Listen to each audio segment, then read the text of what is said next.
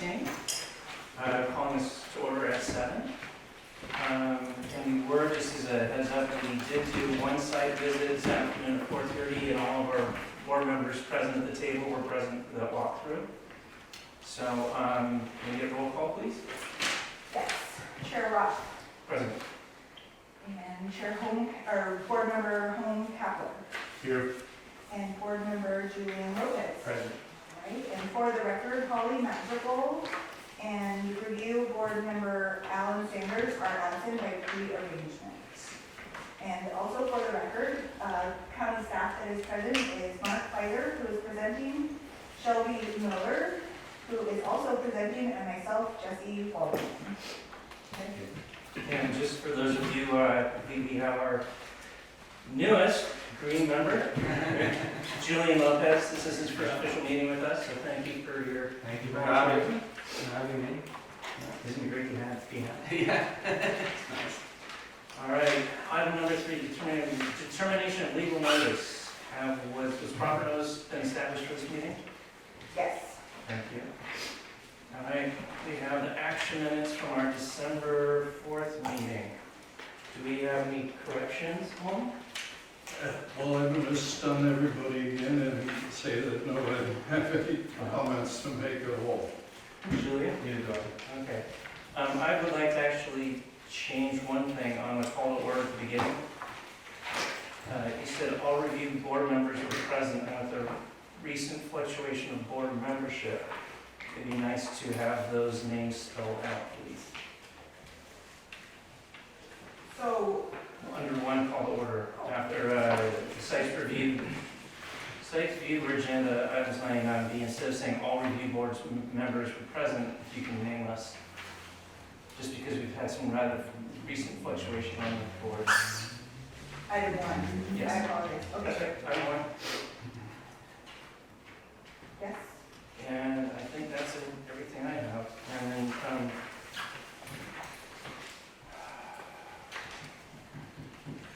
I'll pass it. Okay. Any other comments? Hearing none. Approval of minutes, can you take a roll call, please? Sure can. Is there a motion to accept? We're talking correspondence now? No minutes. To accept, we should take a vote, so we would need a motion Oh, on the all table right, to accept. Yeah, I'll make a move to approve the minutes. And I'll second it. And Julian Lopez Yes. and Home Kaplan. I guess Yes. that pretty much takes care of it, doesn't it? Yes. Okay, all in Yes. favor? Aye. Thank you. Thank you. Item number 5, correspondence. Is there any correspondence that was received for items not on the posted agenda? Yes. And you can share that, please. So, for the record, there have been, public comments have been submitted to our planning commissioner services staff. There should be a packet of 4 attachments that are all attached together in front of each of you for your viewing. And we have received, sorry, I'm moving to public expression, not correspondence. No correspondence. No correspondence for items not on the agenda. I have them under public expression. Okay. We can take care of that. Sorry about that. Not a problem. 6 and 1/2 dozen, right? I'd like to make a comment about the correspondence that we've received. We're gonna go over these during public expression. Okay, all right, we can do that. Report from the chair, item number 6. Welcome again, Juliana. Thank you. And if you haven't noticed, I'm wearing my I have voted button. That's a reminder for everyone out there that tomorrow's the deadline for voting, so get out there and do your thing. Be a citizen. That's all I got. All right, now we're to public expression. Thank you. And would you like to take the public first or the written?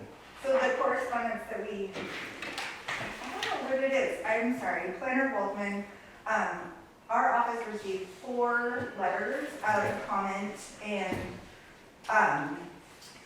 there is two letters from Kavanaugh, a letter from Copage, and a letter from Edmondson, and they are about, decisions that the board has made on past review applications, and to take into consideration the review board guidelines.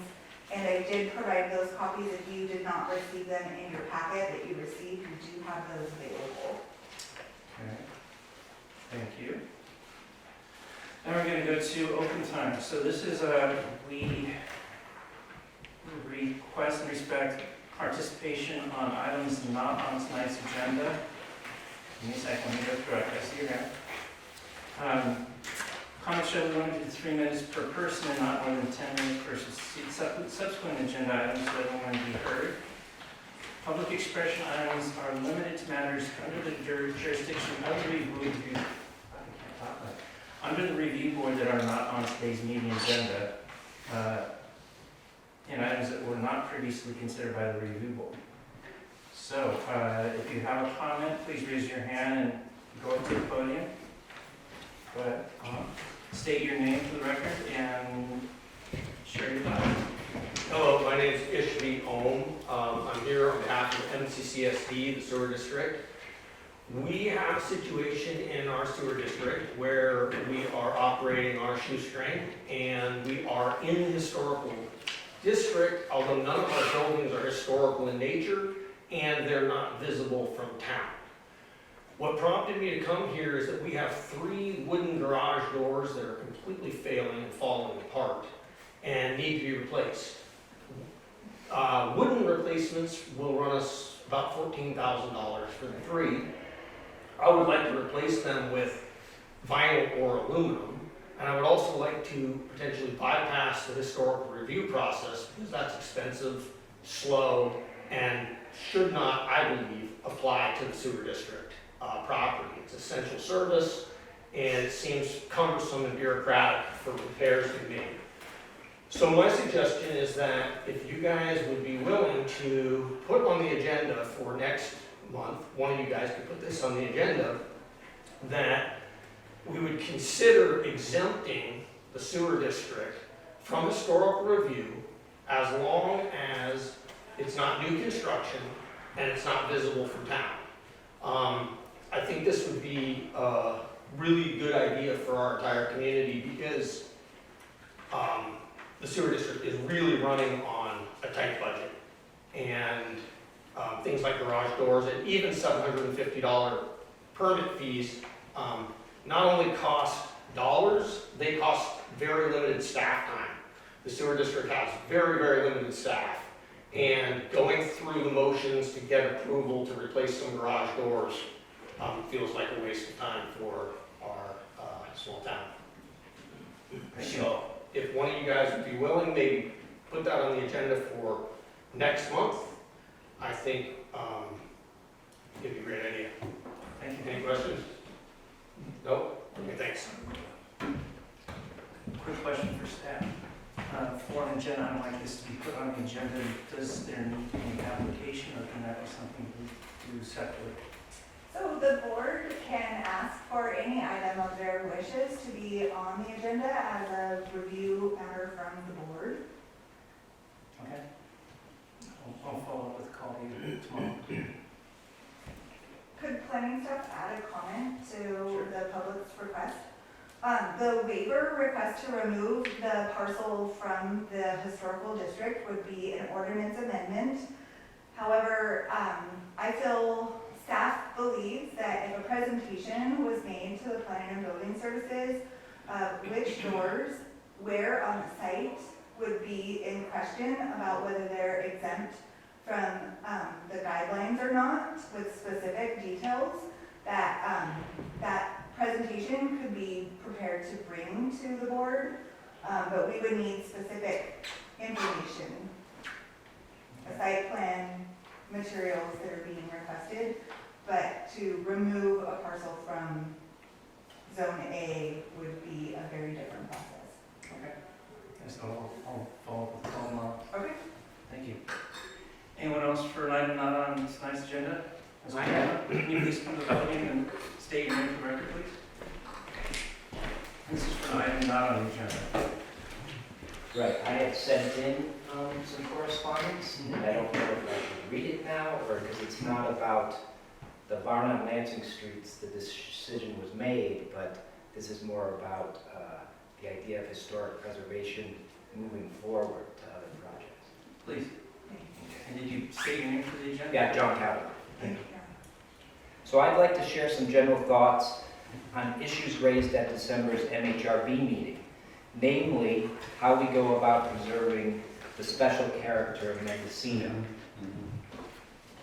At the last review meeting in regard to the historic barn on Lansing Street, the applicant said, and here I quote from the recorded session, quote, "Historical preservation does not mean trying to keep things the same, or even how they once were.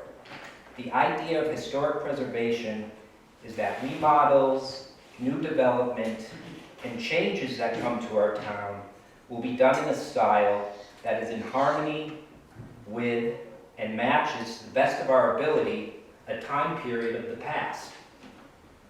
If things were just made to stay the same, our town would be full of brothels and bars, we'd have to hitch donkeys in the yard, there'd be no automobiles. This is not where we live." And the MHRB design guidelines don't disagree with this.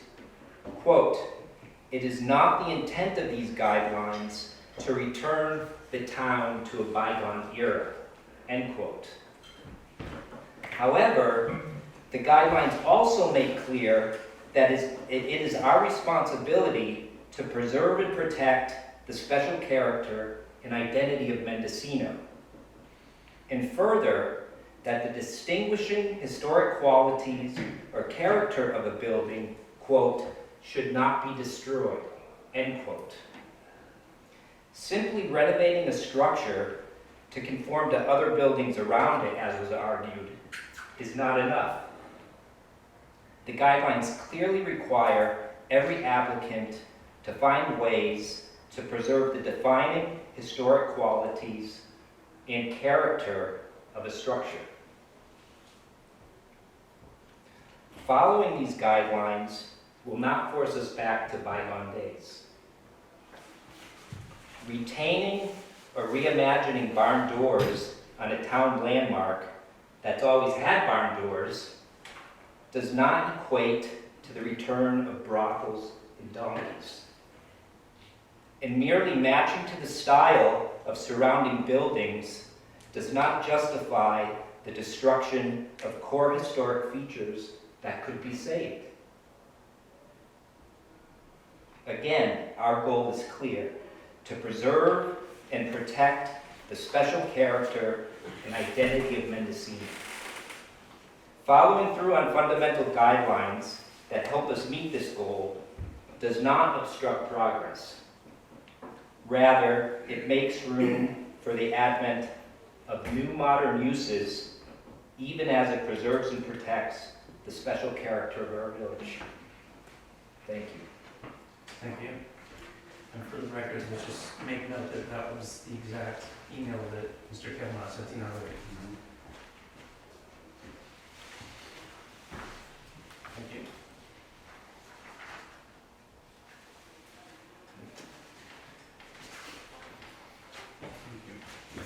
Thank you. Yeah.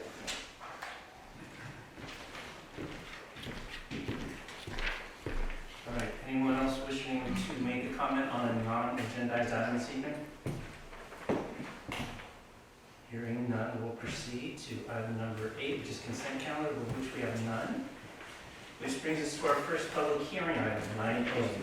Yeah. Yeah, I did want to make a comment, especially with regard to the remarks from Mr. Kavanaugh in his memo and just now. First of all, I'd like to thank him for his very thoughtful comments, and I would like to associate myself with those comments. In December, at the December meeting, I argued as best as I could to retain and or reimagine the barn doors of the Mendoza barn. Sadly, I lost that argument. And I hope that in the future, we take Mr. Kavanaugh's admonition to preserve and protect the special character of our village to heart, even as we make room for the advent of new and modern uses of our historic buildings. There are examples in the town now of barn doors that have been placed at historic buildings that have been maintained. I think it would have been possible to do so with regard to the Mendoza barn. As I said, I lost that argument, I accept that, but certainly in the future, I think we do need to keep the very thoughtful comments that Mr. Kavanaugh made in mind as we look at the changes that are being made to our historic buildings. Thank you. Thank you. And we shall proceed to item 9A. Oh, there's one more one, sorry.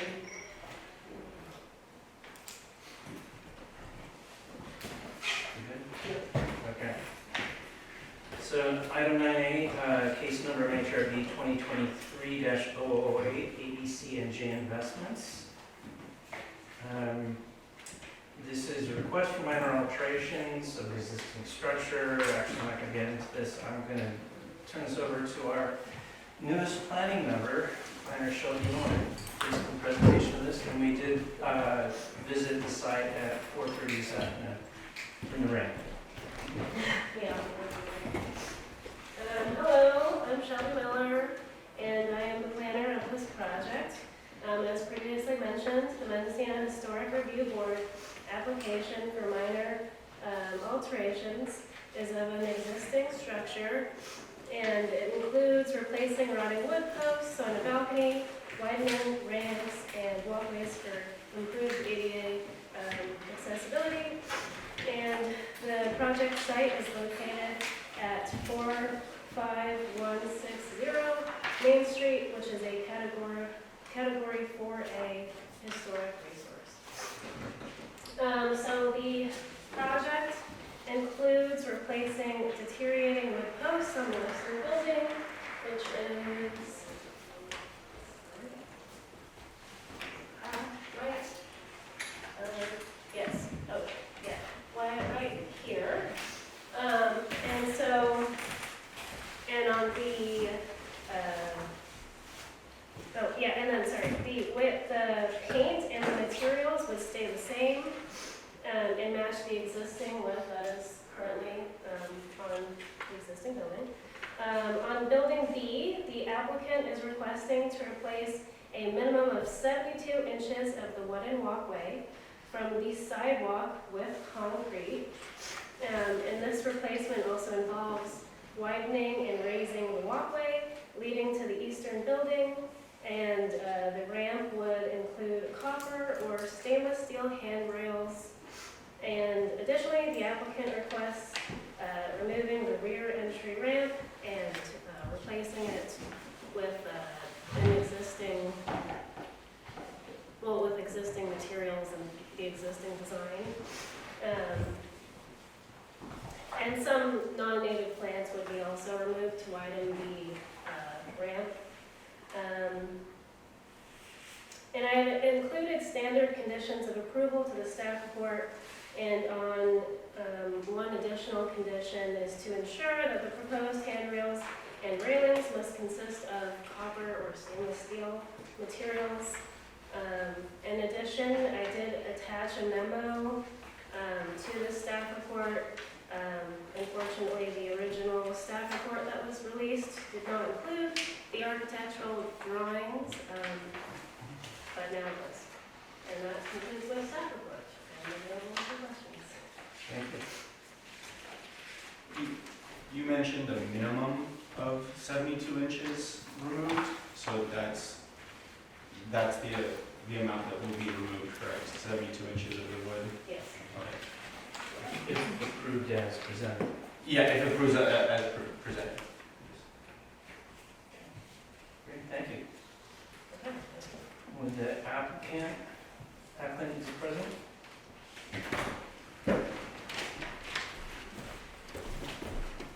State your name for the record, please. Hi, I'm Deborah Lennox. I'm the architect for the project and the agent. We also have the owner, John Marchini, here, and the contractor, Winspear On, for any questions that the board might have, but Shelby did a pretty good job of just describing, we're essentially creating accessibility into this office that wasn't there before. It had a ramp that was not compliant, so now we're making a compliant ramp in the front and adding the required handrails that the building department requires. So if you have any questions. Oh, and one other thing, I did talk to the engineer about the replacement of the balcony posts, and everything is going to be the same as far as the members are concerned, so it's going to be the same posts and the same beams, but they're going to have, the bolts need to be a little further apart, and there's going to be some metal bracket up the back that no one will see, and everything will be painted the same color. So you won't even see what we're actually changing, which is adding a bracket. Thank you. Don't go anywhere yet. I mean, stay in the room a bit. Go sit down. Quick question to staff. Do we have any correspondence that was regarding this No. application? Okay. And one other question for staff before we start bringing up the public to make comments on this. In the recommended conditions, I noticed there's a 4A and a 4C, but there wasn't a 4B.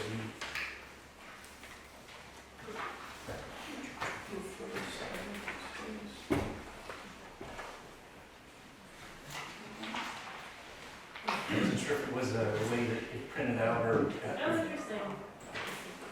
So we should probably change 4C to 4B? Yes, Okay, thank you for pointing that out. sure. That's what you get when people read the reports ahead of time. All right. Any members of the public wishing to make comment on this application? No. Come to the podium, please, and state your name for the record. It's good to see you again. It's good to see you again. It's been a few meetings. Yeah, yeah, I'm supposed to avoid stress. She's good. What are you doing here? Fighting, good fight. Lee Edmondson for the record. I just want to go on record as saying, if it's a choice between stainless steel rails and copper rails, I prefer copper. It's a little warmer. Stainless steel is cold, and copper has a warmth to it. And a lot of the other modern handrails that have been installed around town over the past decade and a half or so, I think are overwhelmingly copper. And it's a much friendlier material, I think, to the eye aesthetically. It's my 2 cents worth. Thank you. Anyone else wishing to make comment on this application? Hearing none, I will bring it back to the board for consideration. Would you like to start? Sure. I appreciate the tour we got this afternoon, and I think all of my concerns were answered at that point. Basically, we're making really relatively minor, we're doing some repairs and relatively minor changes for ADA purposes, and I don't have a problem with that. I absolutely agree with Lee that we should have copper handrails. I would opt for that. Other than that, I don't have a problem with the proposal here, and I could support it. Okay. Julian? I second that.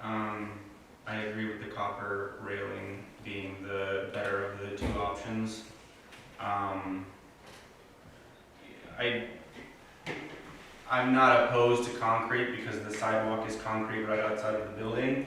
It is strange to me that the new ramp is going to be built with redwood, and the reasoning for concrete at the base was for durability and slip resistance qualities. So in my opinion, why wouldn't you just fill the entire thing with concrete? So the difference between those two things, the building material for the ramp and the landing was strange. Now, is that something that's gonna hold up my agreement of the proposal? I don't think so, but I just think that it should be noted. And I have similar but slightly different considerations.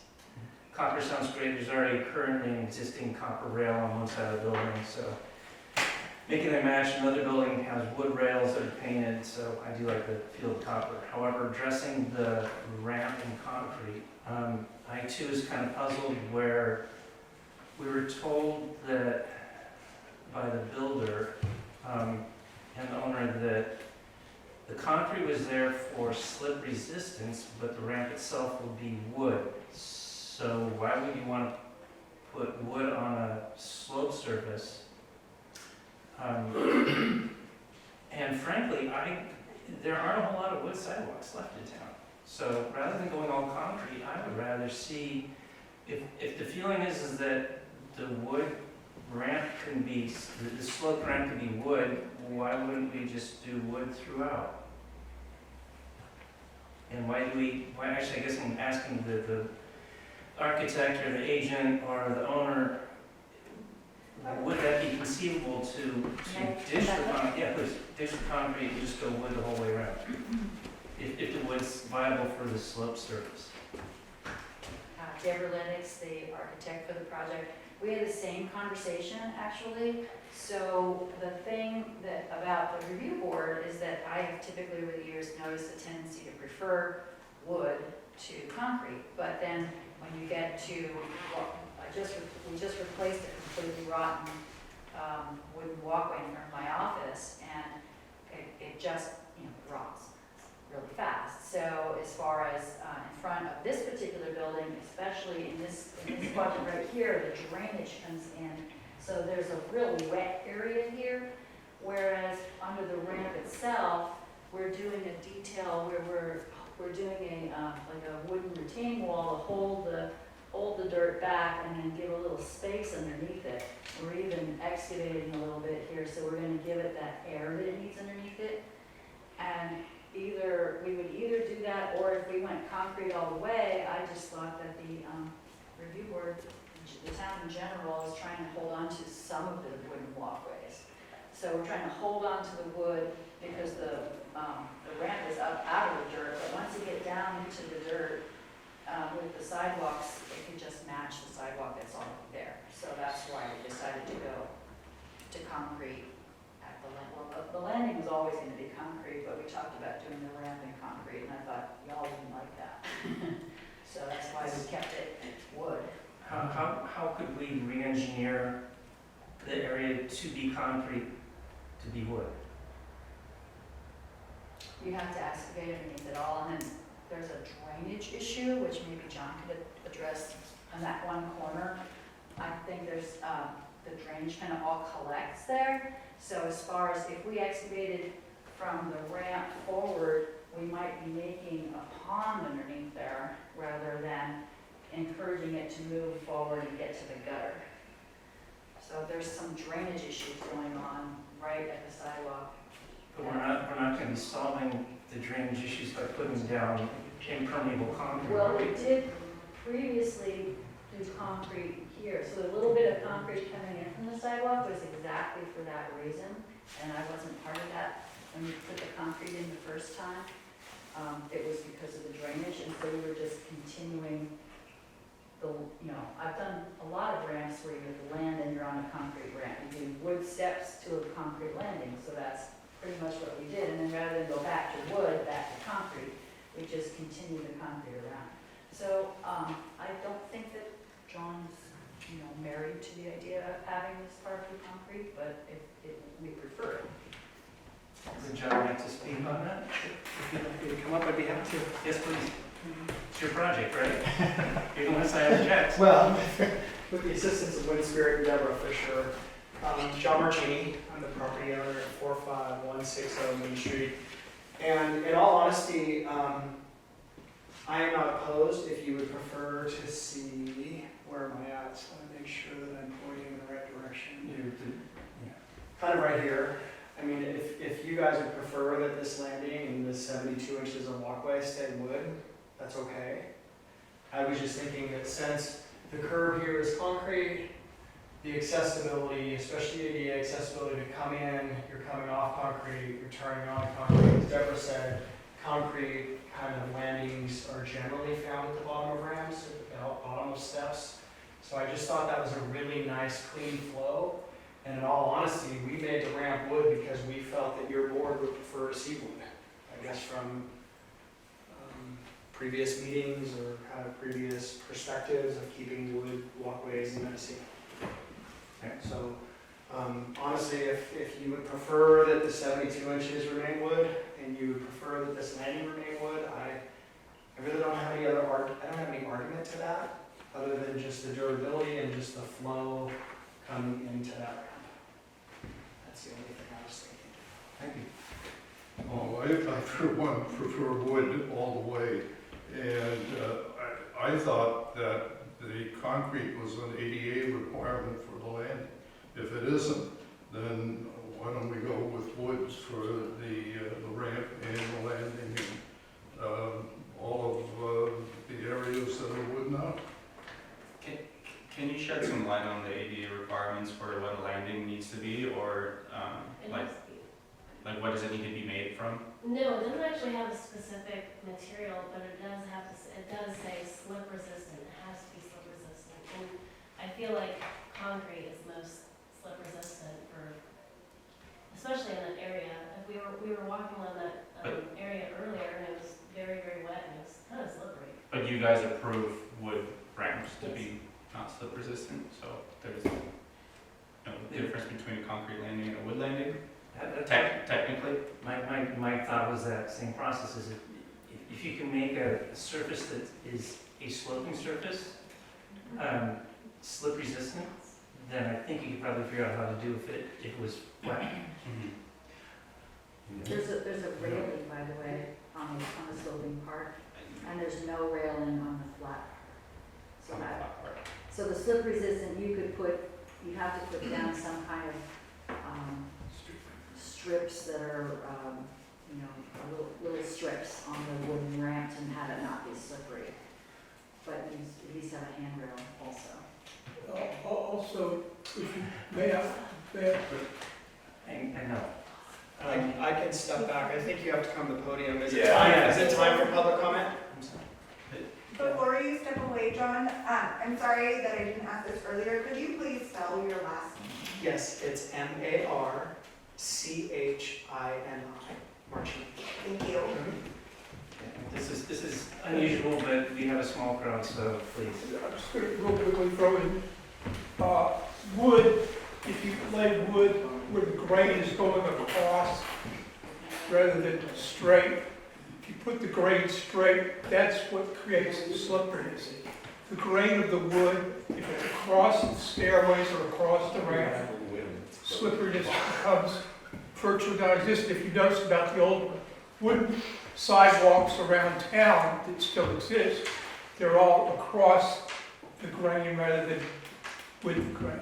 Okay? Thank you. Just to clarify. And since I opened it, Ishvi, did you have a comment? Yeah, I do. Ishvi. I think that when you go and get your building permit, and Debbie probably knows this, there's requirements at the base of every ramp, and at the top of every ramp, that you put etching lines in the concrete that you can sense with a stick, basically. And I don't know how you would do that in wood. You'd end up I don't know what the alternative for that to a wood ADA ramp is, but that would probably be a good question for Richard Angley, because they're gonna run into that. The other thing you're gonna have is rumble strips at the bottom, and usually those are attached to concrete. And my feeling is that what they've designed is actually really appropriate because it puts wood in the visible location, but when you tie into a sidewalk and you have to bring that ramp down to zero, it's gonna be a much better transition, concrete to concrete. Thank you. And just as a note, we can't approve anything that would not comply with ADA requirements or any other building code requirements, so. Do we need more discussion? Maybe something to clarify on the compliance of what the landing is. Concrete is not necessary, or are those strips that Ishvi was just talking about are necessary at the landing of an ADA ramp, or not? Or do we not? I'm not sure on that one. Okay. And it's really not our purview, but if we decide that we would rather have it all be wood, then it goes then to the building Yeah. department and they have to make their ruling. So, do I hear a I motion? would propose that we approve the permit, subject to the landing and the, 72 inches of sidewalk there also being made of wood, so that the ramp, the landing, and that little bit of sidewalk should all be made of wood instead of concrete. And something about the handrail Oh, material? yes, and the handrail should be made of copper, right. Do you have a second? Question, because this is my first meeting. So he just approved the plans, the applications, the plans with modifications for wood only, Yes. so not for the concrete. Correct. Okay, so if I agreed to the exact application as it was submitted to me, that would be That would be different. different than what he was, so I would have to second a different motion. Or you would have to see if there was a second to his motion, then we would take a vote. If we did have a second, just procedurally, and if we didn't, so with a three-person quorum, it's, you don't have to have a majority, it's just that you have to have at least two, one. You don't have to have all three, I have a right? question. That's Yes. correct. Okay, yes, I would be willing to look into this ADA at the bottom of the ramp issue, if we could have a continuance, and I'll come back, rather than vote on it up or down right now. Is that something that's, but because the rules have changed, before we actually get the building permit, we could come back without paying the fee again, right?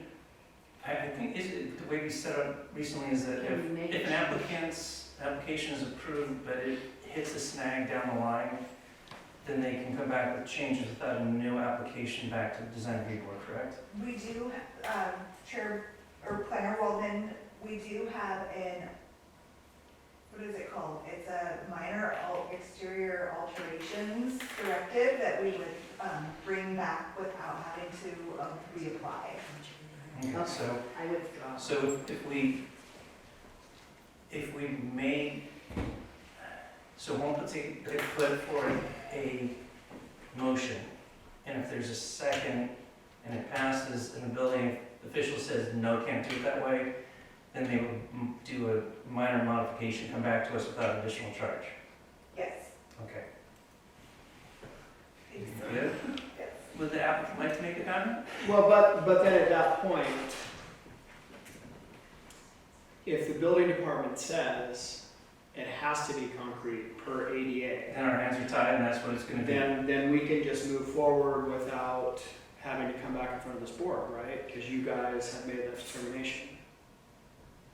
The vote, if I may, through Yeah, the chair. please. So what I have is, I have a motion on the table for the sidewalk to be replaced with new wood, or to stay with wood, and to build a wider, longer ramp with the goal to upgrade the ADA accessibility, is the motion on the table, with Yes. copper handrails. Correct.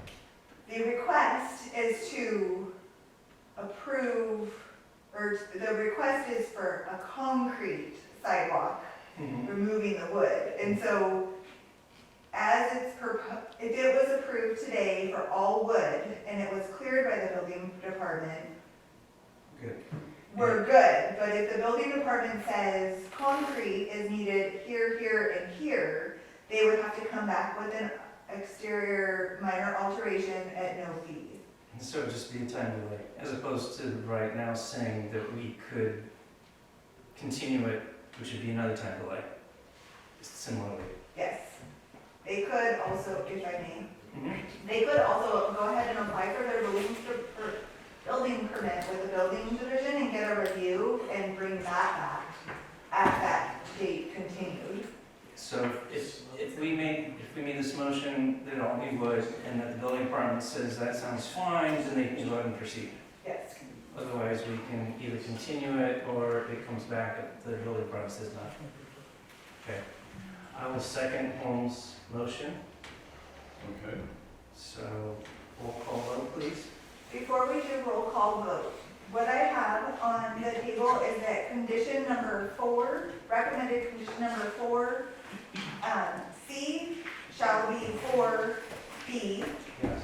and condition number 10 shall state proposed handrails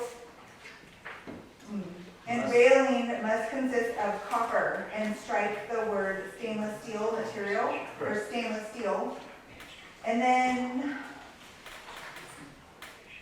we need to look at so the request is for concrete sidewalks, and we need to look at how, if we're going to take a vote on this, we need to look at the conditions for the materials to be wood. So I think, can you guys handle that? we have to do it for the record to make sure, and I'm just trying to make sure. On-site walkways, condition number 9, states on-site walkways and driveways must consist of brick, flagstone, board, grass, and/or gravel. In compliance with ADA laws, walkways must utilize, Slip resistant materials, period. period. So strike, Such so as in concrete. condition 9, we're going to strike the last 3 words, Such such as as concrete. concrete. Correct. Shall it say wood? Because it says brick, flagstone, board, grass, and/or gravel. Well, that's code, right? So in compliance with ADA laws, walkways must utilize slip resistant materials, comma, wood being desirable material. Wood being desirable material, or approved, wood being approved material.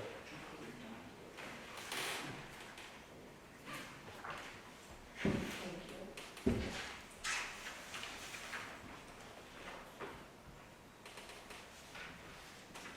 So the last sentence in number 9 will state, in compliance with ADA laws, walkways must utilize slip-resistant materials of wood material. Well, wait, I'm sorry. Assuming that that's the ADA requirement, that's what's in question here. So we can't rule on ADA, that's what the building official has to do. Exactly. So we can So I don't stipulate, know why you would take out concrete, because that could be part of the requirement, right? if the building official says it has to be concrete, then that invalidates the approval, at which point you would have to do the modification. We would see that the building official requires concrete, and de facto we're not going to That would hold be a back on minor ADA. kind of adjustment that we would have to come back for. We can't tell the building official you're wrong. You also can't really say ADA, you have to say accessible, just change that word. They made me take it out. Say accessible. So, a couple of things we have here is we need to make, the request is for concrete, and you guys, the board's motion on the table is for it to be wood. And is the request from the floor to not say ADA, but it to say accessible laws? Accessibility laws. Accessibility laws? That's fine. Thank you. We don't need words to make the whole thing. Sorry. It's all right. It's all Yeah, right. this is a legal document, so I kind of do. Okay, I got it. All right, you have that? If you guys are in agreement with the revision made to number 9 that ends with of wood material, then the motion on the table is to revise condition number 4, number 9, and number 10 regarding nomenclature and materials of the sidewalk being wood, the handrails being copper. And we have a motion from Home Cavler, a second from Ian Roth and Julian Lopez. Yes. Kepler, Yes. and Ian Roth. Yes.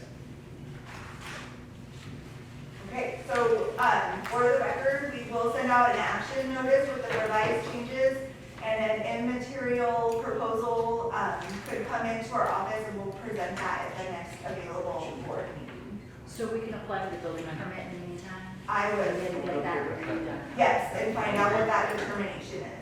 Okay, No. You know. here's, So we don't have to submit. so then is there a board C? It's the building permit. So,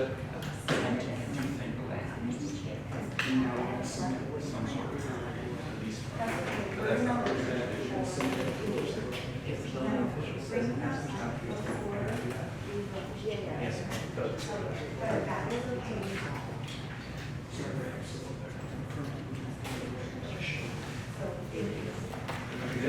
yes, All right, thank you much. We're going to go on to our next item. So our agenda item 9B is case number HR 2023-019. Hodges continued from December 4th of last year. And this has to do with the new roof on the building located at 10450. And Planner Advisory Committees presents for us, finance with us. Okay, Mark Kleiser, planner on this project. As noted, in December 4th, 2023, this project was brought before the review board. The applicant was requesting to install black composition shingles to replace a failing metal roof. At that time, it was discussed about keeping the roof metal, and the applicant felt that was cost prohibitive. So the board asked to continue the items to give the applicant time to bring back proof, to allow the applicant time to prepare a cost estimate and provide more information on the lifespan of the proposed composition shingles. The applicant has done just that. We have a owner's pouring warranty and a warranty from Corning. Yes. Those are in your attachments on the memo, and I'm available for more questions, but I think I'd like the applicant to present this to you. Yes. The pros and cons, yeah. Okay, thank you. And applicant, please state your name for the record. My name is Dakota Murray, the general manager of Redwood Roofers. I was hired by the Hodges in order to advise them with respect to their roof, which is at 10450 Lansing Street, the old Shell building in Mendocino. Just for clarity with one point, it is not cost, it is durability. The concern here with respect to it, cost is a factor for sure, but the underlying issue here is with respect to the product itself, which has failed. There's actually an additional roof underneath the existing roof that has failed as well. What was put to me by Mr. Kapper is what the warranty period was for both products, and are they in fact comparable.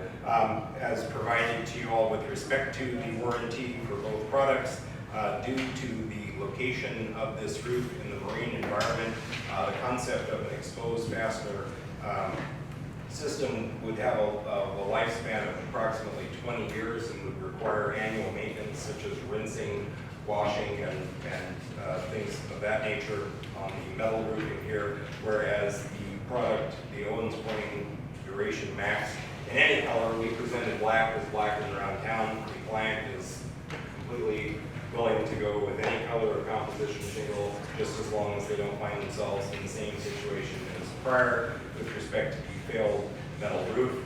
This product comes with a 40-year warranty as exists around town. So like I say, cost is a consideration because the product here for the metal does cost more than twice the cost of composition, but the basic concern is with respect to the durability of the metal in this location, as it does not seem to be performing very well. And the concern is to put a lot of money to fix and replace this roof with something that will fail again in the future. Okay. That's where we stopped last time. Okay. I'd be happy to answer questions on the warranty that are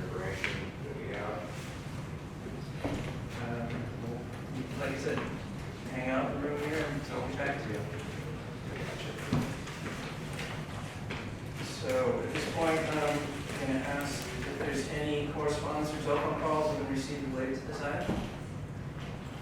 Staff. Yes, there has been. There have been 2 comments with potentially a third that was miscategorized. We have one that is in support of a steel roof. We have a second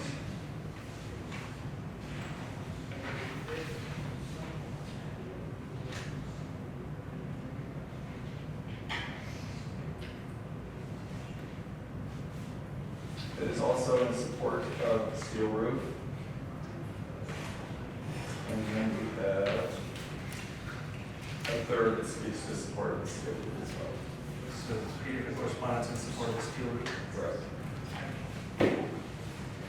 Great. All right. From the public, anyone wishing to comment on this? Yes. Yeah, go ahead. Push the podium, state your name for the records. Lee Edmondson for the record. I moved here in 1980. That tin roof was on that building then. That's 44 years ago now.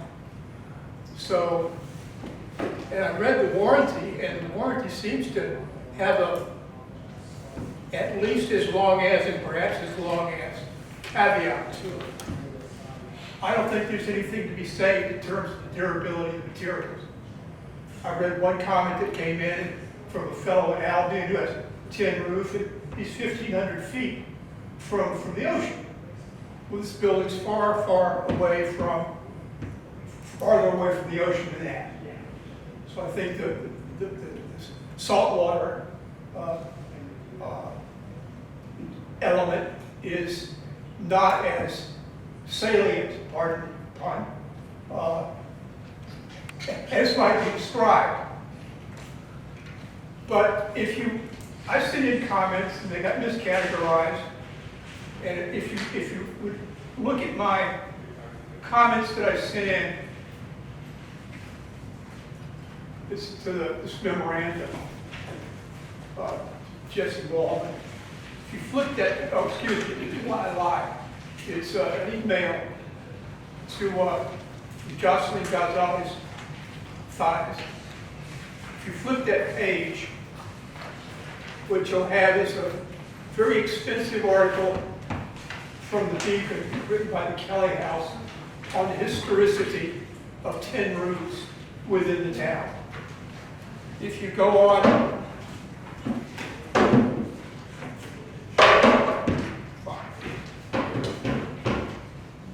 and flip through this, this is the Shell building. This was taken last year. This is anything but a rotting out tin roof. This is the Schlafers building, which is also a tin roof. This is the northern exposure of what used to be the Anderson Alternatives building. I say in my memo that the southern face of this was, the tin was removed, it was reshingled with composition shingles as a result of what was admittedly a snafu on the planning department, not this planning department. Tin roofs are an integral part of the fabric of this community. And if we subscribe to what Mr. Kavanaugh wrote, which I do, then the job of the HRB is to protect and preserve the integrity and historicity of the character of the town, the architectural character of the town. Tin roofs are an integral part of that. And if you could imagine this building,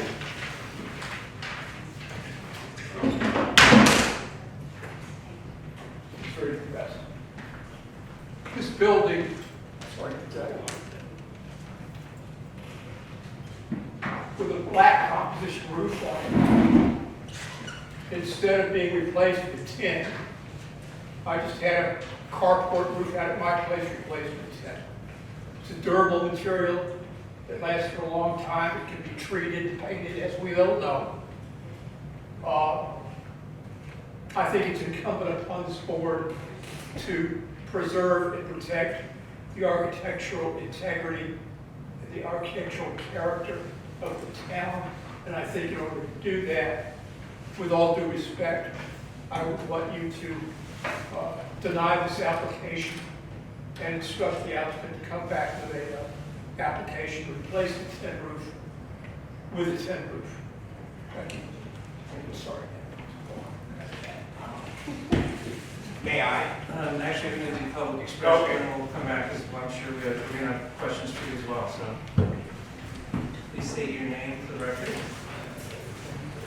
My name is Ann Zollinger. The last time I came before the board was over the ramp on Caston and Main Street, which I felt very strongly about. So we all know it was a long time ago because it was going to be a monolithic ramp on Main Street. And I recommended the switchback on Caston, which was eventually adopted.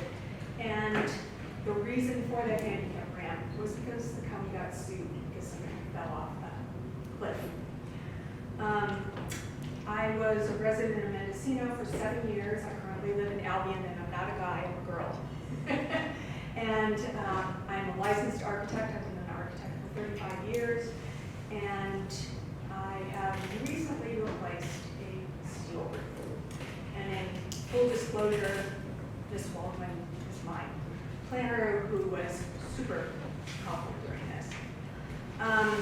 First of all, Karen McGrath was an incredibly close friend of mine. She's a landscape designer. She is not a building professional. And she even says in this article that steel roofs are iron and iron rusts. So I have a house in Albion with supposedly a Corten steel roof. I think it might have been barrel cold steel. And it was 10 years old. It's severely rusted. To the point that around the fasteners, it was coming off in hunks. So I brought hunks of steel roof for you guys. Great. This was straight, it was kind of like a javelin. I had other pieces that were more like daggers. All of these pieces I picked up in less than a month, but I think you can see that if it was a real windy day like last month, that this could have, yeah, she's singing, that this could have caused harm. And so consequently, we actually expedited my CPD through, because we felt that this roof was hazardous. So as an architect, one of the things I had to attest to was to protect the health, safety, and welfare of the public. And a Corten or a bare cold steel roof has 0 warranty. I did look into doing a painted aluminum roof, of which that one on Lansing Street is painted. It's not natural rusted finish. And I was told by the manufacturer that we have no warranty, that the aluminum would not withstand our wind. And using steel at the coast with salt-laden air, fog, etc., it has 0 warranty here at the coast. I would have to say, if I were to specify this kind of roof, I would be found professionally negligent and would be sued. And I don't even know who you would get to put this kind of roof on, because I know Dakota won't put it on, and the person who put this roof on 10 years ago is currently in an action which, let's just say, we're questioning his ethics and integrity. So I don't think who he put it on. So I don't even know who you would put a steel roof on currently. I'm a little surprised with the problems that I have that the building department is even considering putting this kind of roof on the coast. So I kind of have no idea. Thank you. And that's not only as a former owner, but as a building professional. Thank you.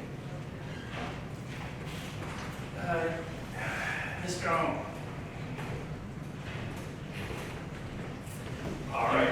Ishmael, for the record, I think that you should allow them to replace the roof with a composition shingle roof. Composition shingles are appropriate to our town, they're appropriate to our climate, they're used on all of the roofs. MHRB should not be an obstacle to homeowners and businesses trying to maintain their properties. It should be an asset that helps us to navigate and make our town stay beautiful, but it should not be an obstacle where it's very, very difficult to comply first with ADA and building codes, second with warranties and manufacturers. It adds an onerous burden to the homeowner to try to have a tin roof that isn't appropriate for the coast. I too have had horrible experiences with 410 and steel. The only type of roofs that can even stand up at all close to the coast are standing metal seam painted roofs. They have the primer finish, but they're very modern. They do not look like a corrugated roof with an exposed fastener. They're a standing seam roof, and they're not at all historically appropriate. So there's really not a good solution for the old hot dip galvanized corrugated metal that Lee seems so fond of. So I really think that the MHRB, well, I think it is a very good organization and needs to be in place in this town. It should not try to make people's projects more difficult unnecessarily. And I encourage you guys, these guys have already been here, I don't know how many months ago this thing was continued, but it's depressing for businesses and homeowners to have to navigate this kind of stuff over what is accepted in this town as appropriate replacements for what used to all be wooden shaped roofs. In fact, everything would have a wooden shaped roof on it. The one in my building that Lee pointed to, when we took that metal off, we found the original wooden shapes underneath that metal. And composition shingles are the acceptable replacement for wooden shake because you can't put very many wooden shakes on roofs anymore. So that's my thoughts. Thank you. Thank you. Anyone else from the public? State your name and record for the My name is Simone Messias, and I think that Mr. Kavanaugh aptly stated that your goal is to preserve and protect the character of the town. Changing that red metal roof to composite would definitely change the character of that structure. And I think as the owner of the structure on Main Street a few months ago wanted to get rid of the water tower because it was costing too much. As you own a structure that is historic in town, are you not compelled to maintain it? Perhaps people who buy property in town don't realize that. But I'm against the composite roof, and I believe that the red metal roof should stay or be replaced with metal. Thank you. Thank you.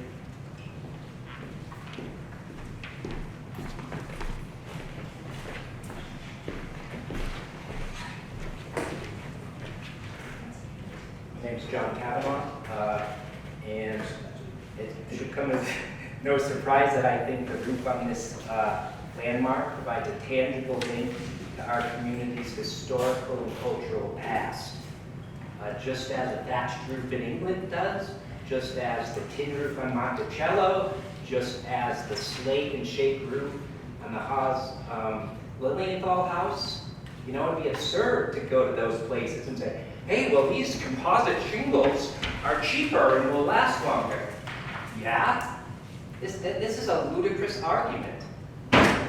And you've heard a lot of false statements just now. The first of which is that when the applications agent was asked, how long does a composite roof last? On 2 separate occasions, last meeting, he said 15 to 20 plus years. Now we have a 40-year warranty, and if you know what I know about roofing warranties, is those are extended beyond the life of a roof. If you read the fine print, it's highly prorated for by year 15 to 20, it becomes a coupon for return business. That's how the industry works. Read the fine print. The second thing is, this brings us to the argument they're trying to make. Something that has worked for the past 100 plus years can no longer work. I don't understand that. Namely, that a century-old historic landmark that's always had a red corrugated roof can no longer have a red corrugated roof. Actually, we know it's not 1980. There's multiple documents that show when this roof was replaced that corroborate it was last replaced in 1989. And they try to muck that up and say, well, we don't really know when. No, 1989. That's what the records show. Are we here 5 years after that fact, debating the viability of a roof at that specific site? Are we here 10 years after that fact? 15, 20, 25. Are we here 30 years after that fact? No, we're here 35 years after that fact, wondering, geez, does a red corrugated roof work? And then they have the audacity to say, well, look at all that patching. No kidding, it's 35 years. It should have been replaced 15 to 20 with the composition shingles. Are you kidding me? I have not seen any evidence that shows that it can be justified that we destroy a national landmark's defining historic feature that adds to the special character of this town. And if we get to standing seam roofs and the history behind them, which I hope we don't, because I don't think we have to go beyond corrugated roofs, I'll show you that they're just as rooted in history as that corrugated roof. That was not true either. So let's just cut to the chase and say no. Okay. Oh, and aluminum roofs are used in Florida in hurricane situations. That's Well, their then you preferred should roof. talk to. I'm sorry, Sam, excuse me, I'm not, no doubt on what you're here. All right. Your comments directed up here, and say your name for the record. Ann Solinger, and I just want to point this out again, think about all of you going into Patterson's for dinner and having this before it was curled up, flying off that roof, and potentially hitting you or a family member of yours. I believe that this is not only a discussion for the building department, but also that you should seriously consult with county council, because this right here, flying and hitting someone, is potentially a lawsuit. But that's not from that. I'm sorry, please, But it's- please, excuse me. It's from a roof that was put on in 2011. But that's not from the. Lee. All right, go ahead. I don't want to I'm kick just somebody out of saying, this room. this was supposedly a Corten steel roof, which is more durable, and not only that, but these older roofs probably do not have the correct underlayment to make them a Class A roof for fire, Thank you. which is also a danger. Okay. Any other new comments that we haven't heard yet? Thank you. We're going to close that and bring it back to our board. Who would like to start?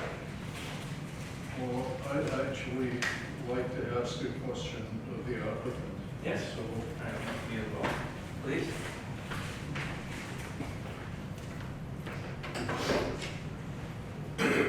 so the question I have is, could the roof be fixed by just adding another layer of corrugated metal to what you have? No, because the Would roof, that be cheaper? Would it would it be possible? No, it wouldn't. Building code only allows for a two-layer system. There is existing 2 layers of roofing on there. You have to remove all of what you have on there in order to get down to existing decking. You're saying the building codes? Correct. Do not allow the 3rd layer of roofing on that building or any other building here in the Albany. Can I ask you what the other layers are made of? It's corrugated. And they're all corrugated? It's all corrugated. And there's, yeah, it's all corrugated, same. So it's been stacked on top of each other? Correct. There's these 2 layers, and there's some patching around it that there may be other things, you know, in addition to that, because there's been repairs over the period of time, which aren't exactly clear when some of the repairs have happened. There's been the history of repairs there.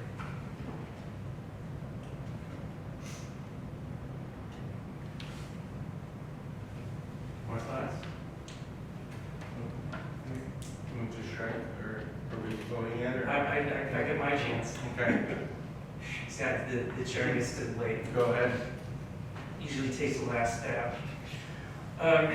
So I reached out to Karen McGrath, and she sent me, and I have to say, I was, one of my other hats is treasurer for the Kelly House Museum, so I worked with her when she was here as a curator, and she gave me a bunch of information that is kind of similar to this other tin roof that she wrote earlier. The building was built as a shell building. 1923, 100 years ago, just 100 years ago. And if you look at the front of it, it's clad in metal stampings, metal as a finish. Apparently, that's the Lansing, that's the east facing, so the north and south walls have since been replaced, so you won't see that same metal cladding on it. But the thought was back in the day, it was the shell building which had oil and petroleum products. So the last thing they wanted was for something there to catch on fire and burn outside the building and burn the whole town down. So that's why you had the metal on the side of the buildings and you had the metal roof. I find it very interesting that the 2 remaining metal roofs are both on automotive buildings, Schlafers and the old Shell building. I do have a question before I get a little further. Others have tossed this question to me, and that is, have you had a structural engineer look at it to see if that building could actually withstand the weight of a comp shingle roof?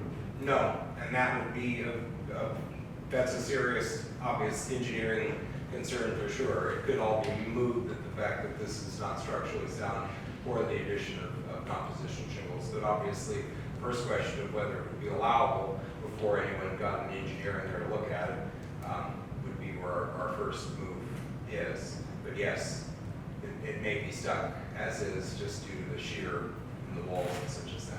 And to think the original building 100 years ago was built with understanding that it was going to have a metal roof, not a comp shingle roof, and the weight between this is your business. Yeah, weight between the 2 is considerable, right? It is, correct, and it would all depend upon the framing and such as that. And like I say, it would be outside of my scope as you need, an engineer and architect to get together and go over all that. So yeah, that is a certain consideration for sure. So even if we did approve your request for a comp shingle, you're still going to be throwing money out. Oh yeah. For structured engineering, and if it was deemed that it wasn't sound, then the applicant would then have to redo the structural integrity of the building? No, you'd be stuck basically, in my mind, of going back to what they've got. I wouldn't feel that it would probably be either cost effective or, really feasible to take that entire shell apart and looking at walls for shear and such as that. So no, they would be stuck where they are. So apples to apples, the applicant can put up another metal roof or dig deep in the pockets to find out whether or not its integrity is able to support a comp shingle, which then the price differential may not be that much. No, because the idea of an architect engineer, you could get in there for not all that much money to do a study of something like this. I mean, it would be fairly easily deemed whether it would be structurally sound in order to put composition shingles or not with somebody that was licensed in that field. So And like I say, worth exploring, not only for cost, but just due to the issues that have occurred on that building with respect to leaking and such as that. Their idea is that this would be a more, durable product and less maintenance and such as that, which is a concern because they're not here. So, and I'm not a roofer, and I know Karen Graff isn't either, but she did bring to my attention that corrugated aluminum is suggested as a corrosion-resistant alternative by the NPS guidelines, National Park Service, I think, or NPS would be, I'm not sure, National Preservation. These roofs can be sealed with rust-colored paint and other coloring covered with a warranty. And she sent me something from Western States Metal Roofing that has their product on it, and there's regal red color there too.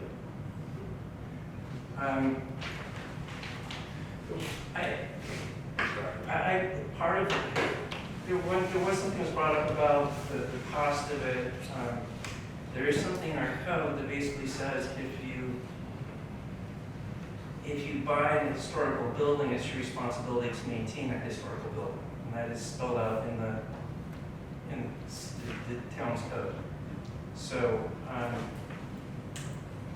sort of buyer beware kind of thing. I have a building that's a category 1, and I got to keep that thing up and looking good and keep it category 1. So I understand being a business owner. I understand being an applicant, historic review board member, all the different hats we're wearing. And frankly, I don't. The fact that we don't even know the old caution, and it wasn't originally built to hold that, it just reinforces my thoughts that there's a linkage here. Schlafer's and the Shell building, they both have the tin roofs. It is iconic, and I just can't see that as a comp shingle solution. So that's where I stand. Okay. But I'm just one vote. Sure.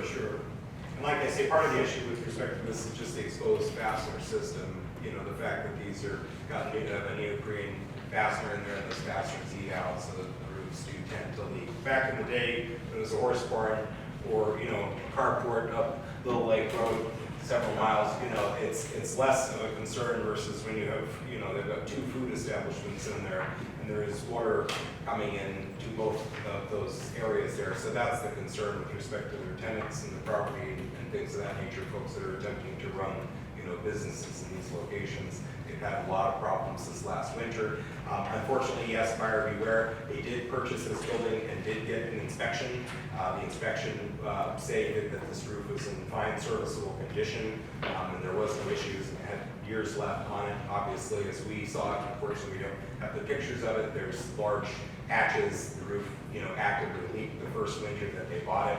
So unfortunately, they did hire a licensed professional to assess the roof, and they got a bad deal, basically. So there is no argument that it needs a new roof. The only consideration this evening and with this application, what is that material to be? Would it be considered to, if obviously engineering could be, final say on this, and would it be considered going forward if they could do, their due diligence to look at it for composition roof, if it would be considered, and that's the idea. Like I say, bringing an architect and engineer in there, it may not be possible, but they would like to explore that idea as something that's more, sturdy for them, as tenants to run, got a lot of problems this year, so that's what we're asking for.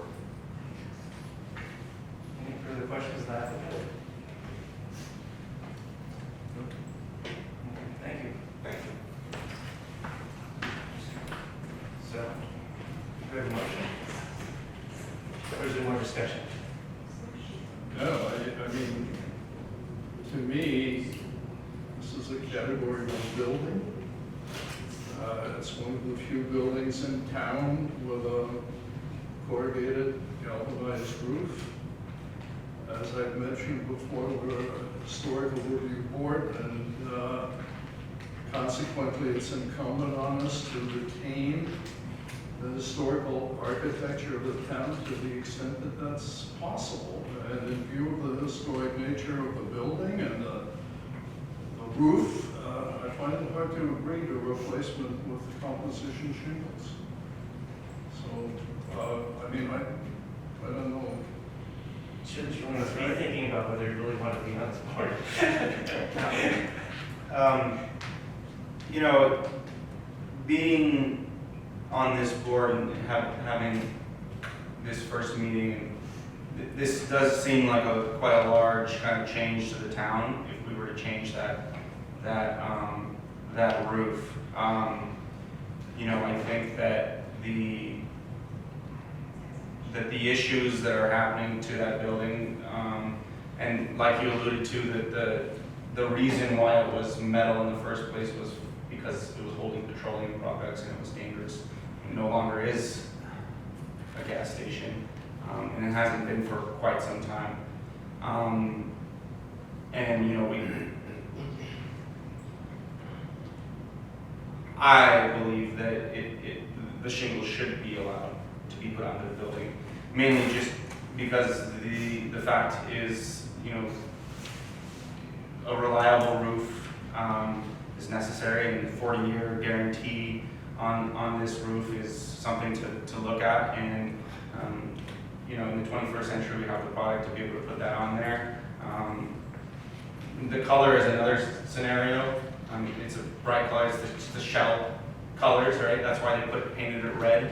I don't think it's our job to maintain, you know, the color of corporation on the top of the roof.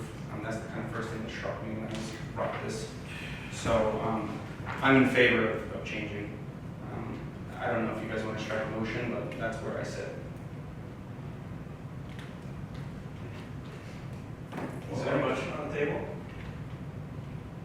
I'll make a motion to deny this application. And I will second that motion. I said, it's not done quite legally. Roll call vote?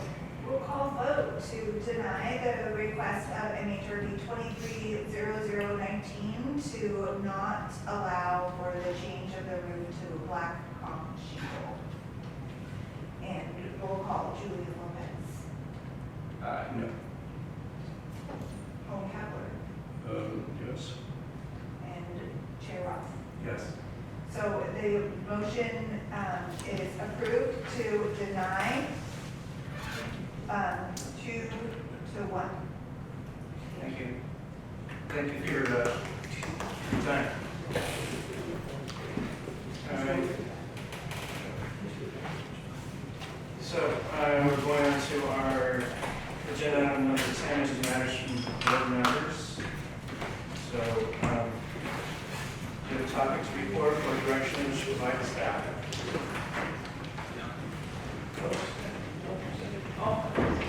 Do anything more? No? No? Okay. Then we're going to go to 10B. Matters from RB. What is RB? Review board. Okay. Amended design guidelines.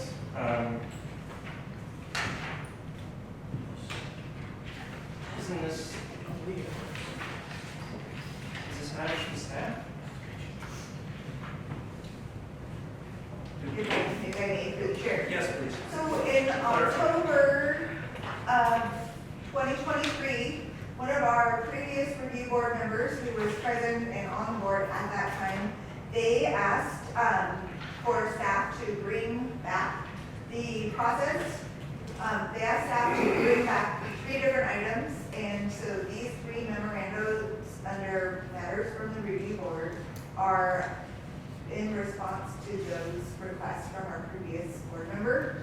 The first one is discussing the requirements for review board members to become eligible, and that's what the first memo, 10A, is in response to. The second memo is about the process of how to revise and or amend the Mendocino Historical Review Board guidelines. So that memorandum states the process that's needed to revise the Mendocino historical guidelines. And then the third memo, 10C, is in response to the previous board member's request about what is the process of doing an ordinance amendment, because of sign color changes, exterior alterations, trying to expedite different things that the board has been looking at over, I would say, maybe the last year or so.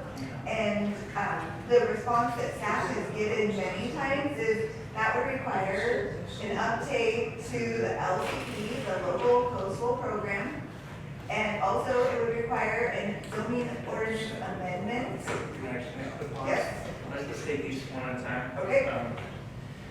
The first one came up a few years back, when I were on the board at that time, and this is requirements for being on the board, and the concern was at the time, we were operating, so it's a five-member board, and for quite a while, we were operating with 3 members, which means that no one can have any absence, otherwise you'd have to continue that meeting to the next time you had a quorum. So, in that light, we had a few discussions. We brought up different opportunities as to what we might proceed with, which would be, there's 2. Each term is a 3-year term, and there are term limits of 2 terms. So there's one discussion about can we change that, and that at that time was ruled no. There's also a question about can we bring back prior members when we didn't have a quorum and ask them to sit.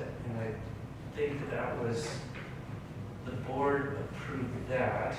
And then the third one was, could we save a seat for someone who has a business in town? The concern at that point was that if you had someone who's corporate, didn't live here, then they wouldn't have the best interests in town. You can argue both sides to that, but if you have a business, you do care about what's in town. So the upshot was that I think we put out a letter to the board of supervisors to modify the seat configuration, and the only thing that went through was the asking prior board members to come back. Is that correct? You don't remember? You weren't there. I think that was it. So the question to this board is, do we want to modify that and try to put another letter in front of the board, and if so, what would be those alternate requirements? But to me, changes to member requirements require an amendment to the Mendocino town plan. I don't think this one does. Does You this? don't think it does? So at the bottom of this memo, it says specifically a letter that would be crafted by the review board and presented to the board of supervisors, and then requesting that you direct the Department of Planning and Building Services to prepare a local coastal program amendment. And for those who are in the audience who don't know or who watch this on our YouTube channel, that's like an act of Congress. So I think what we could do is we could put in a request for this. Last time we had a local coastal program amendment was, 2017. so not that long ago, 7 years. It was approved in 2017, and I believe it was a 4 to 5 year process. So what we probably should do is we should figure out what our list of desired, next time we do a modification, we can put it in. But at this point, I don't think there's anything we can't do. So that sort of goes with all 3 of these memorandums, so thank you for taking the time to put this together. But it definitely clearly states any of these changes we're looking at would require a local coastal program amendment. So if gentlemen, All of this involves planning and building services, the planning commission, the board of supervisors, the coastal commission. I mean, if you try, you can try this, but I think as we've seen with some of the letters we've sent in the past, they disappear into the round file, you know, when they get to the Board of Supervisors. So, and in addition, it's a process that's going to exceed certainly my lifetime and maybe the time, certainly the time of Julian's time on the board here, if he sticks out the whole 6 years. I mean, this is just a very complex, lengthy process. And So I think it's not worth the effort. And at some point, there will be a local coastal program amendment plan, but not tomorrow, not next year, but I think we should just put together a wish list of things we'd like to see changed, so when they do get around to doing that, we will have our thoughts and desires in there. Yeah, Does that sound good? okay. Yeah. Yes, please.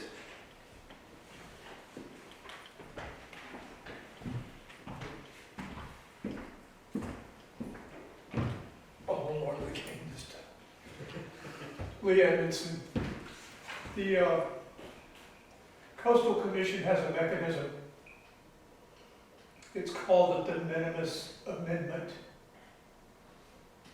And if you were to change the composition of the board in a stringently conservative way, in other words, making the smallest possible changes to effectuate the greater good,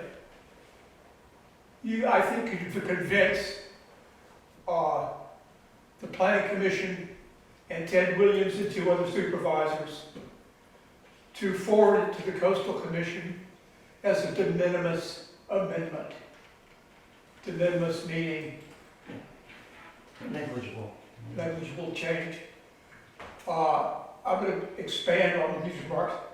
I have railed against what I call the Joan Curry rule ever since it was instated by the Board of Supervisors. Joan Curry was a long-term member of this board. She was a staunch preservationist to the chagrin and irritation of many, many people. And so the board, in its infinite wisdom, adopted the rule that you could only serve 2 terms, and then you had to term out. I have told every board and every supervisor I've had since then, get rid of the Curry rule. So Lee, can I, excuse me for interrupting you, and maybe Dan has some historical remembrance of this. That was a change to the rules, so was that under this de minimis? I don't believe that ever got to the Coastal Commission. So is that not in fact a rule? Yes. But, I mean, you'd have to check the historicity of that.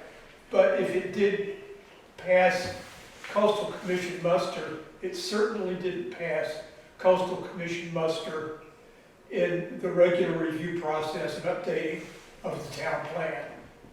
So if it did get certified as an amendment to the town plan, it must have been certified as a de minimis amendment.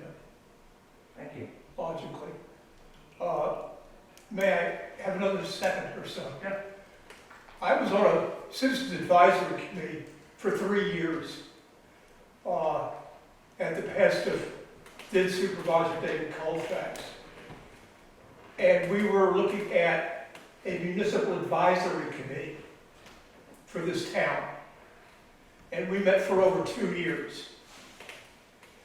And the purists said the only people who could be on the advisory committee are people who live within the confines of the town. There were others of us, I should say, I was one of them, who said, well, you know, the town of Mendocino has a sphere of influence. And we recommended going north Jack Peters Creek, 4 miles out, selfishly so I could be on it, and down to Gordon Lane. And we were split. And this is 2 years of meetings on this. The breakdown was the people who lived in town did not want the people who lived outside of town to be making decisions about their town. We handed our proposals to Supervisor Colfax, who immediately put them in a drawer. They never got in front of the supervisors. But one of the issues we did deal with then was, should business people, and extending that idea, should people who own property in the town of Mendocino be eligible to sit on MHRB? And that was shot down categorically. Nobody was in favor of that. Nor was anybody in favor of business people who live outside of the town of Mendocino being able to serve on MHRB. Those were just two remarkably unpopular propositions. Thank you. I'll shut up. And the name of that individual, again? Joan Curry. John Curry. Yeah, I call it the Joan Curry rule. And if they were to get rid of that, we wouldn't have had the vacancies on here that we've had to have. You know, because you do 2 terms, you gotta get on. Thank you. As others here can attest. Any other comments? Please. HBO again. My understanding is that the county has a certain number of what they call LCP amendments that they can do every year without necessarily going to the Coastal Commission. I'm not sure how many it is, but I think that that is the case, and that should be checked, I think, because in my view, expanding 1 seat on historical review to people who don't necessarily live in the town, but have interest in the town, would very much help to keep the board stocked. And as somebody who lives in town, there aren't that many people living in town. It's just not that vibrant in terms of actual residents. There's a lot of houses that are second homes and vacation, and you know, that's just a change in nature from when I was a kid growing up, when all those houses were full of residents. So I think it is a good change, and I think the board should pursue it, even if, as you say, it might take 7 to 10 years. We've got to kind of get these bureaucracies to actually work for us. Otherwise, we're finding ourselves completely hamstrung by them. And it's not a very good legacy to leave for our kids, a system that just doesn't work. You know, we've got a failing sewer plant, we've got a bureaucracy none of us even know what the rules are to. And year after year after year, we say, well, we're here, and this is how we've always done it, and this is the way it is. But it doesn't really work.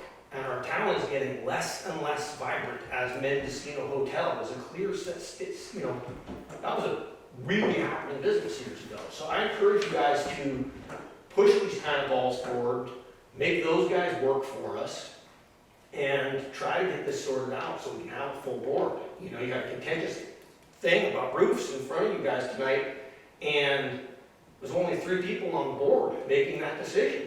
And it would have been really nice if there had been a 5 board sitting up there to make that decision. I think it would have felt better both to the applicant and everybody. Let's consider this with, you know, a full group. So I think you guys should push it forward. Thanks. Thank you. Anyone else? Okay, Yes, Next please. question. Yeah.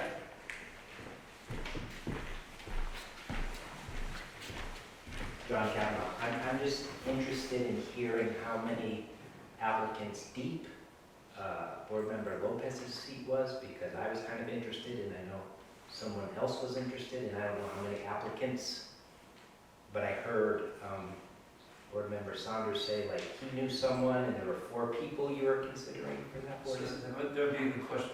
Go ahead, Yeah. please.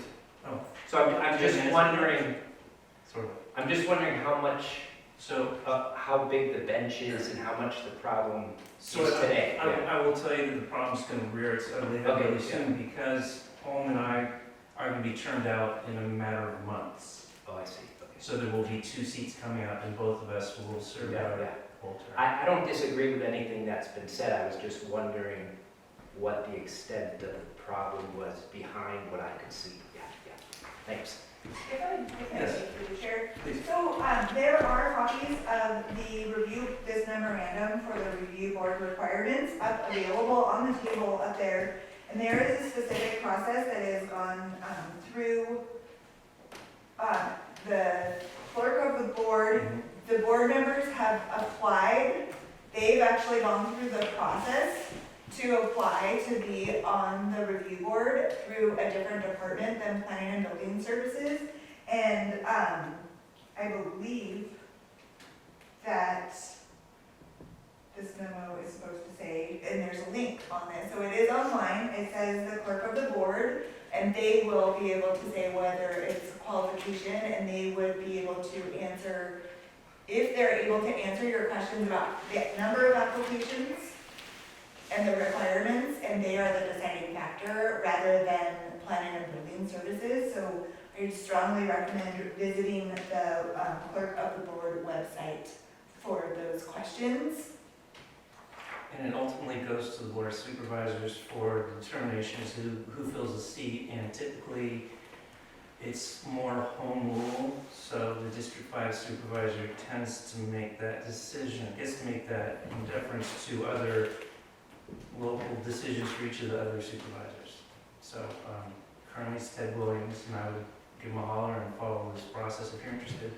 They said they're going to be a couple seats open in the very near future, and they're going to be struggling with being with 3 again, but we'll see. May it be noted as well, I do agree, I think we should move forward with the process to try to change who is able to sit on this board.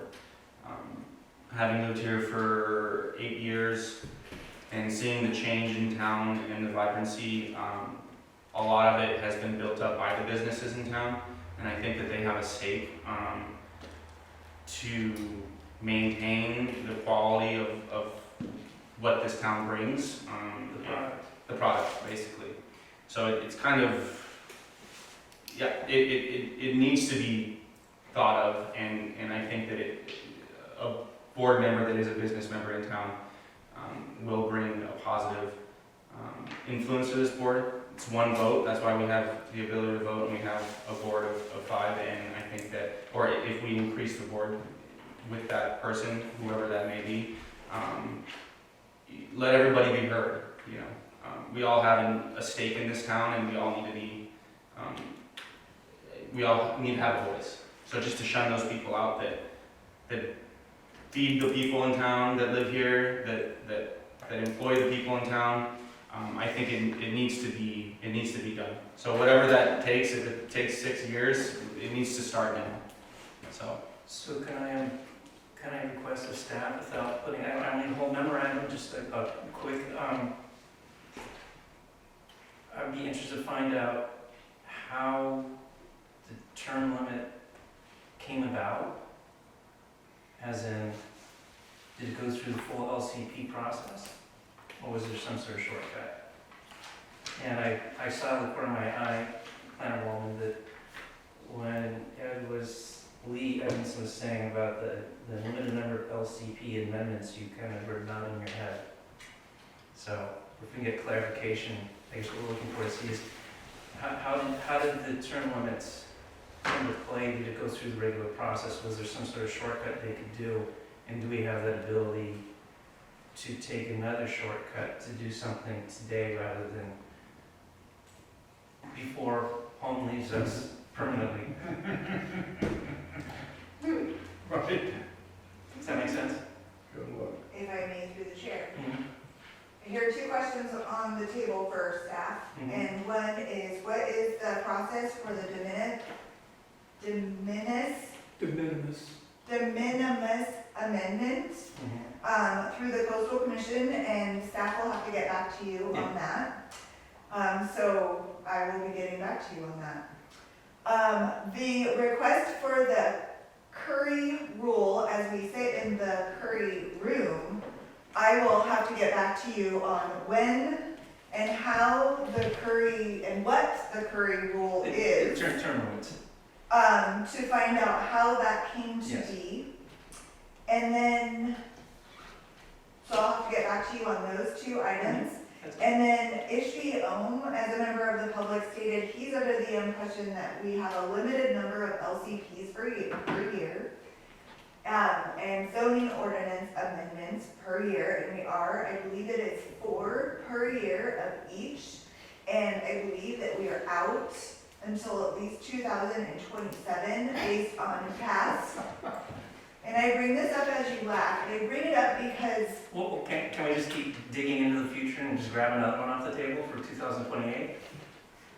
how will I'm you kidding, get on I'm the kidding. board if you don't ask? How will you get on the table if you don't pursue the change? And so the letter from the review board to be proposed to the supervisors is how you get a request for a possible amendment to occur, and recording those requests to the board of supervisors in a letter from the review board is how to start that process.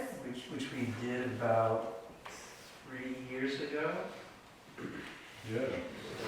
And it's up to the board to provide direction of which and what needs to happen. And so there are 4 limited, and we are working on past requests that the board has directed. So getting there is a process. We took some time to put it together and we put it forth to the board of supervisors and we heard crickets. Heard nothing. So, Can I ask a different question, Please. Jesse? I wonder what's happening with the sidewalk at the western end of Main Street. I think Holly might have asked this some time ago. We approved the work many months ago, and I wonder what's going on there. It just, I mean, there seems to be like a construction fence that's been put up, but nothing else. this is the corner across from the jam shop. Yeah, it's beyond the jam shop, that Yeah, last what's block, yeah. And that was he came forth for an application. It was a gentleman that owned it, and he was to get some engineering done. The first one was for curb cuts, I remember. But yeah, what the status is, I think, is what you're asking. Yeah. When do we get those orange fences come down? So if we can, Yeah, so the owners of the land are currently, there was a subdivision that was approved. And part of the requirements of the subdivision is to upgrade the drainage and the sidewalk along Main Street. And the owner and their agents have applied for an encroachment permit to do that work with the Department of Transportation. And I believe that that was applied for in November or October of last year. And a couple things that happened is the culvert that is needed to be replaced underneath Main Street from the east north to the south Oceanside. The materials are backlogged, and also they had a falling out with one of their contractors, and they're working with a new contractor as well as a back order on materials. And that is the last update that I have on that site. But it's still something that is maybe going ahead at some Yes. point, yeah. So there's, progress. yeah, so we have NHRB permits that have expiration dates, and then if they apply for building permits or encroachment permits or well permits, sometimes those have their own time restrictions. And so just because the NHRB permit may have expired or isn't current, there is the length of time, the life of their encroachment permit. And I don't know the status of that expiration date for that work to occur, but I know that they've been running into some material supply demand versus what they can get and work with their contractor. And then also it is not a good time to be digging and tearing up the road at this time with all of the rain that we've been having just in that common. It's just, you know, that last block there, I mean, it's nothing if not a safety issue. I mean, that, what they call a sidewalk, I mean, it's just dangerous walking there. Yes. Okay, thank you. Thank you. All right, I think we're done with these. So there are no matters from staff. Go ahead. If I may, through the chair, I do have 2 items that are not on the agenda for that. And one is April is the month of historical preservation, which is the month that we like to consider nominations for well-preserved structures and the award that the board provides. So I just wanted to remind you that next month, April Goals Day is a serious meeting of historical preservation. So be considering that. And then also I believe that April is the elections month for chair, vice chair rotation for this board. So those things should be on your agenda for next month and just things to consider on your goals or exiting. Thank you. And on that same note, I will be out of town for that meeting. I'd ask to see if there's any chance we could shift it to the second Monday. Did you? I have not received notice of that, and as soon as I do have anything, I will provide information on that. Okay. Are you gentlemen available for either the first or second Monday? Would be okay for me. I have to look at the calendar. Okay. I'm going to say we're gonna aim for April 1st, unless I can get a determination that the room and the administrative staff can make those changes, or what we need to do that, and I will send out a notice on that. Okay. Thank you.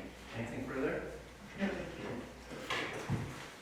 With that, I will call this meeting adjourned at 8:53 p.m. Oh, motion? Thank you. Motion to adjourn? Motion to adjourn. Second?